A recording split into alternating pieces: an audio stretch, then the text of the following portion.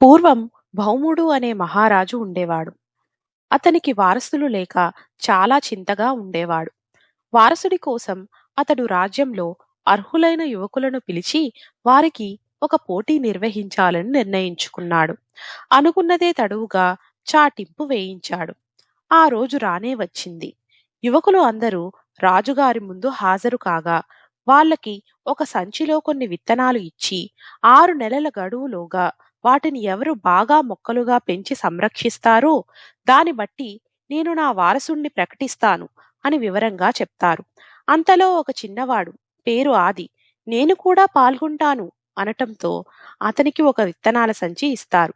యువకులు అందరూ విత్తనాలు నాటి రోజూ నీళ్లు పోసేవారు. ఆది కూడా అలానే చేసేవాడు.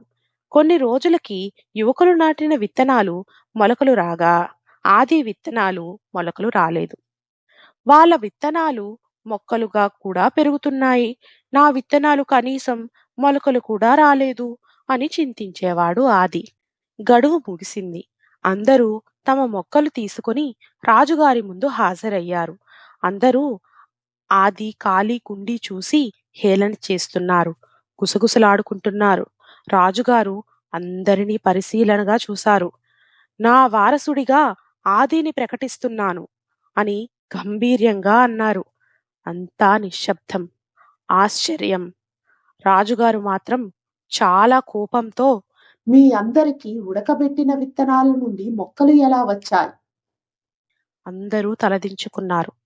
తమని తాము మోసం చేసుకుంటూ పక్క వాళ్ళని మోసం చేశారా యువకులు.